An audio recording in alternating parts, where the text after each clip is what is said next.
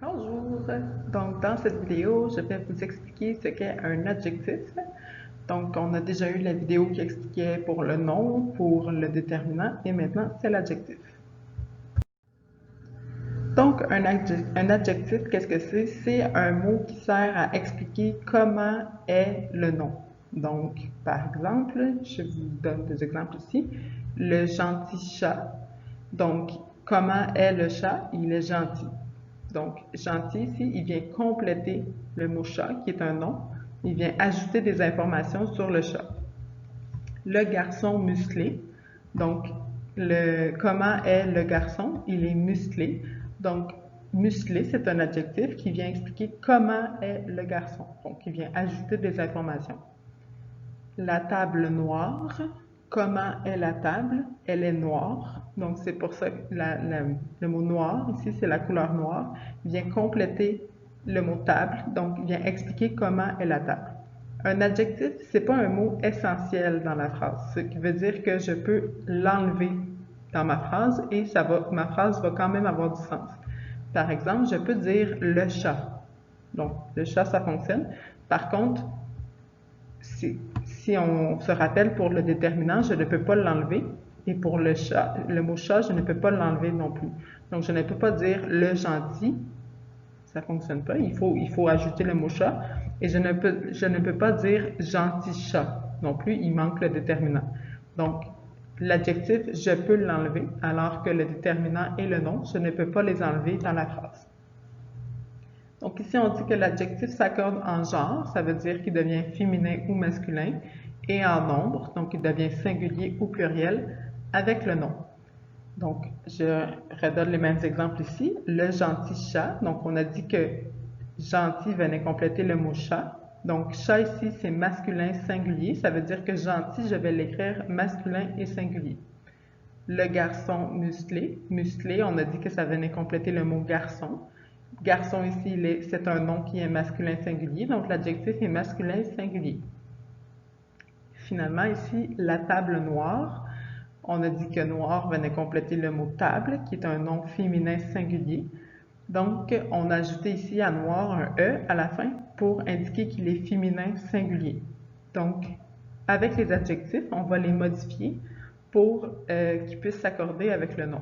Souvent, la règle la plus importante, c'est qu'au féminin, on va ajouter un E.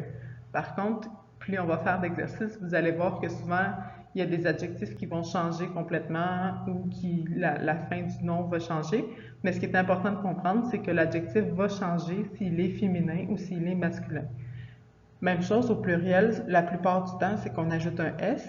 Par contre, vous allez voir que c'est pas toujours aussi simple. Le français, des fois, rend les choses compliquées.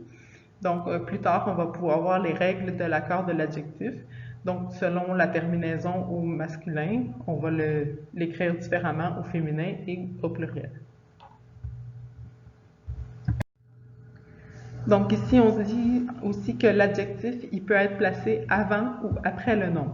Par contre, il doit toujours être le plus près possible du nom. Parfois, c'est le seul mot qui peut se placer entre l'adjectif et le nom, c'est un adverbe. Ou, comme je disais, comme je vais vous expliquer ensuite, l'adjectif peut être placé aussi après le verbe être. Mais dans le cas où l'adjectif est avec un nom, il va être soit avant ou après, ou parfois il peut y avoir un adverbe entre les deux, comme je vous disais, ou souvent va être avant l'adjectif, mais on pourra voir plus tard. Donc, le gentil chat, ici, on a un exemple où l'adjectif est placé avant le nom commun, donc le chat. Le garçon musclé, donc ici un autre exemple où l'adjectif est placé après le nom commun. Donc, le garçon, il est commun, il est musclé. Et la table noire, encore une fois, noir est placé après. Donc, c'est un exemple. Ici, vous pouvez voir avec cet exemple-là que parfois l'adjectif est placé avant ou après. Ensuite, on dit que l'adjectif peut être placé après le verbe être. Donc, à ce moment-là, il va s'accorder avec le sujet. Ce qui veut dire, par exemple, ici, là, on a une phrase complète, c'est pas seulement un groupe de mots.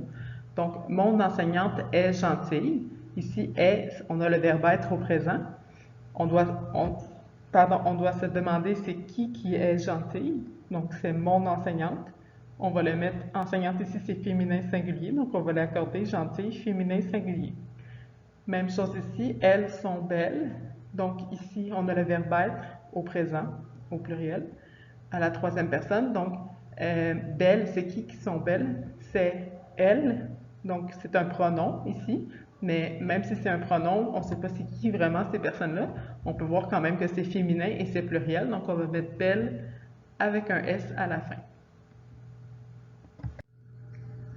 Donc, on va se pratiquer un peu pour trouver les adjectifs. Donc, dans les phrases suivantes, il faut trouver les adjectifs, on va les souligner, puis ensuite on va faire une flèche vers le nom ou le sujet qui accompagne l'adjectif. Donc, mon chandail préféré est bleu. Ici, je vous donne un indice, on a deux adjectifs.